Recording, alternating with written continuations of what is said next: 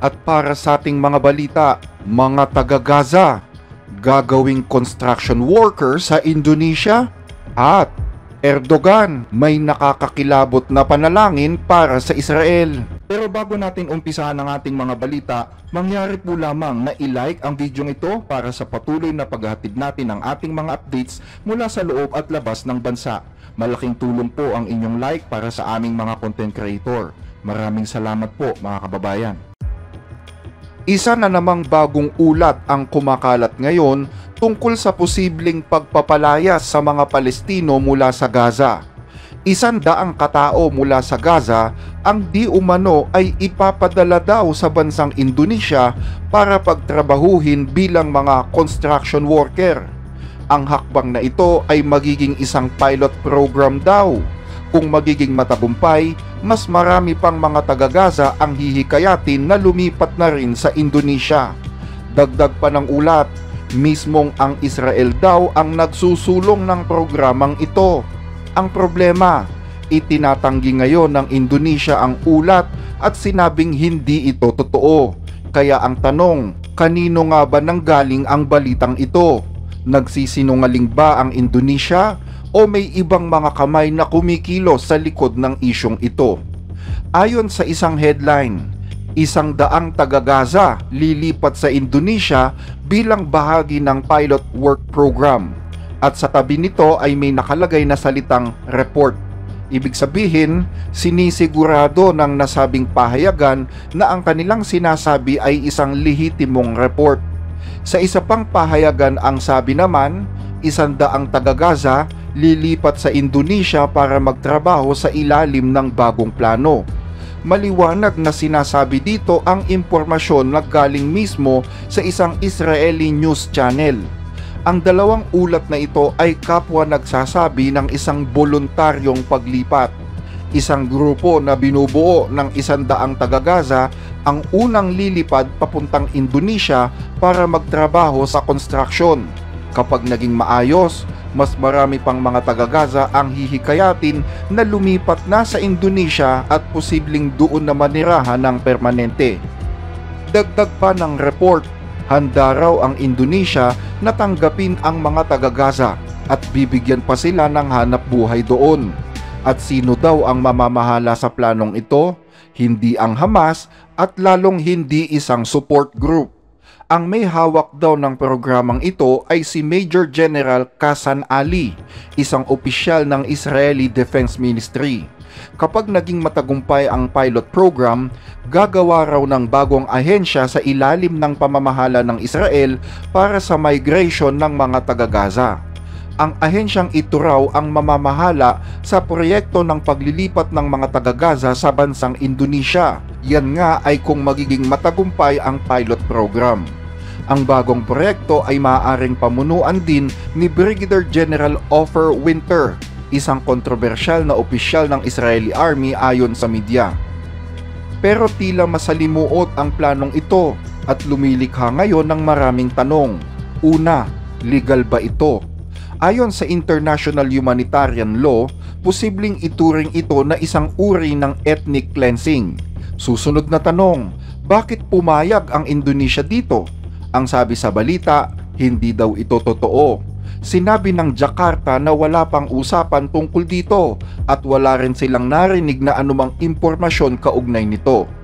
Hindi ito ang kauna-unahang beses na lilinawin ng Indonesia ang mga ganitong balita.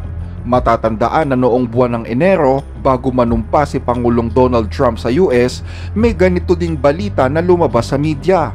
Ayon sa envoy ni Donald Trump sa West Asia na si Steve Witkoff, mayroon daw talagang ganitong plano na ilipat ang mga taga-Gaza sa Indonesia para i-convert ang Gaza sa isang bagong syudad na kung tawagin ni Trump ay Riviera of the Middle East. Noong buwan ng Enero, tinanong ang Indonesia kung totoong ililipat ang mga taga-Gaza sa kanilang bansa. Pero mariin nila itong pinabulaanan gaya ng kanilang pagtanggi ngayon. Ang tanong ng marami, bakit patuloy pa rin na lumalabas ang ganitong mga ulat? Sabi ng ilan, baka nagsisinungaling ang Indonesia. Pero ang pagsisinungaling tungkol dito ay maikukumpara sa isang politikal na pagpapatiwakal. Alam naman ng lahat na malawak ang suporta ng mga taga-Indonesia para sa mga Palestino, kaya ang sino mang gobyerno na tutulong sa sapilitang pagpapalaya sa kanila ay posibleng mapatalsik sa pwesto. Posible din naman na ang Israel ang mismong nagpapakalat ng balitang ito. Naisiguro nila na inormalize ang ganitong ideya o kaya'y maghasik ng takot. Matatandaan na ipinagpatuloy na ulit ng Israel ang kanilang operasyong militar sa Gaza. Ayon kay Prime Minister Netanyahu, ginagawa nila ito upang puwersahin na ang Hamas na palayain na ang mga natitira pang mga bihag. Kung may kakalat na balita na lilipat ang mga Palestino sa ibang lugar, tiyak na lalo nitong patataasin ang tensyon. Nagpoprotesta na ang ilang mga taga-Gaza laban sa Hamas at kung mapapabalita na pipilitin silang lumayas, tiyak na lalong titindi ang kanilang protesta. Posible din naman na kailangan lang ni Netanyahu ng karagdagang suporta gamit ang balitang ito. Pero kung babalikan natin ang nasabing ulat, sinasabi rito na isang kontrobersyal na opisyal ang posibleng mamuno sa proyekto ng paglilipat at ang nasabing opisyal ay iniidolo ng religious community ng Israel. Kaya sabi ng ilan, posible daw na ang balitang ito ay ikinakalat para pagbigyan di umano ang kapritsyo ng mga relihiyosong mamamayan sa Israel. Maraming dahilan kung bakit patuloy na lumalabas ang balitang ito. Pero isang bagay lang ang sigurado tayo. Ang sapilitang pagpapalaya sa mga Palestino ay isang malinaw na red line. Kapag pinagpilitan ito, tiyak na magdudulot ito ng madugong labanan. Sa ibang balita, Pangulong Erdogan ng Turkey may nakakakilabot na dasal patungkol sa Israel. Sa pagtatapos ng Ramadan, isang marubdob na panalangin ang hinihiling ni Turkish President Recep Tayyip Erdogan kay Allah habang ipinagdidiriwang ang Eid al-Fitr sa Turkey noong linggo. Sa kanyang panalangin, nanawagan ang Pangulo ng Turkey na sana ay wasakin ni Allah ang bansang Israel. Ayon sa pahayagang Anadolu sa Turkey, sinabi daw ni Erdogan kay Allah na sana'y sumpain nito ang Zionistang Israel. Nagbigay ng talumpati si Erdogan sa Grand Kamlika Mosque sa Istanbul, kasama ang iskolar ng Islam na si Ali Erbas na nagbigay naman ng kanyang religious sermon. Sa kanyang talumpati, binanggit ni Erdogan ang mga katagang, "Alam nating lahat ang mga kaganapan sa Palestina," at tinukoy si Allah bilang Al-Qahar.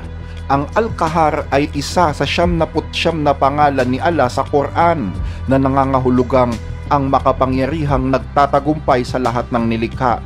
Nanalangin si Erdogan kay Al-Qahar na sana'y mapuksana ang Zionismo at Israel ayon sa report ng Anadolu. Kasunod nito, nanalangin din si Erdogan ng habag para sa mga martir, ganun din ang mabilisang paggaling ng mga veterano na ang tinutukoy niya ay ang mga terorista ng Hamas at Palestinian Islamic Jihad, pati na rin ang mga sibilyan ng Gaza na napatay at nasugatan mula nang sumiklab ang digmaan sa pagitan ng Israel at Hamas. Sa kanyang mensahe para sa buong bansa, sinabi ni Erdogan na ang genocide na nagaganap sa Gaza ay lalong lumalala batay sa mga larawan na magpapaluha sa mga taong may budhi at marunong umunawa. Filistin'de yaşananları görüyoruz, biliyoruz ve Siyonist İsrail'i Rabbim Kahhar ismi şerifi hürmetine kahru perişan eylesin. Ve hep birlikte inşallah oradaki yaşananları görerek kendi içimizde bir olalım, iri olalım, diri olalım, kardeş olalım. Rabbim bu birliğimizi daim eylesin. Tekrar bayramınızı tebrik ediyorum. Dagdag pa ni Erdogan, bilang isang bansang Turkey, malinaw naming ipinapahayag ang aming pagtutol sa kalupitang ito at patuloy na nagbibigay ng tulong upang maibsan ang pagdurusa ng aming mga kapatid. Gayunpaman, Hanggat ang mundo, lalo na ang mga bansang kanluranin, ay hindi kumikilos ng tunay laban sa pang-aapi na ito, lalo lamang lalakas ang loob ng mga mapang-api. At ang hinaing ng mga inaapi ay aabot sa langit. Umaasa tayo na sa darating na panahon, gigising din ang buong mundo hinggil sa isyong ito. Bilang tugon naman, sinabi ni Israeli Foreign Minister Gideon Saar sa kanyang social media account na lalo lamang ipinapakita ng diktador na si Erdogan ang kanyang pagiging antisemitiko at idinagdag pa na si Erdogan ang malaking panganib hindi lamang sa rehiyon kundi maging sa kanyang sariling bansa gaya ng napatunayan na ng kanyang mga kababayan. Tinutukoy ni Saar dito ang malawakang protesta na nangyayari ngayon sa Turkey laban kay Erdogan matapos niyang ipag-utos na arestuhin ang mayor ng Istanbul na si Ekrem İmamoğlu na pinakamahigpit naman niyang kalaban sa politika. Dagdag pa ni Saar, sana daw ay mapag-isip-isip ng NATO kung gaano kadelikado si Erdogan bago mahuli ang lahat. Matatandaan din na noong Sabado, binatikos ng Israel si Erdogan dahil sa pagpuna na ginawa nito tungkol sa pambobomba ng Israel sa Beirut. Ayon sa Foreign Minister ng Israel, habang marahas niyang inaapi ang sarili niyang mamamayan at walang habas na inaaresto ang kanyang mga kalaban sa politika, si Erdogan ay may kapal ng mukhang mang-aral tungkol sa mataas na pagpapahalaga sa harap ng buong mundo. Sa ilalim ng pamumuno ni Erdogan, walang hustisya, walang batas, at walang kalayaan sa Turkey. Hindi kailangang pakinggan ng Israel ang kanyang walang basihang mga aral tungkol sa moralidad. Ang Israel ay kumikilos upang ipagtanggol ang sarili at ang mga mamamayan nito mula sa tunay na panganib at aktwal na pag-atake, at patuloy itong gagawin. Hanggang dito ang ating mga balita. Muli ay maraming salamat po sa inyong pakikinig.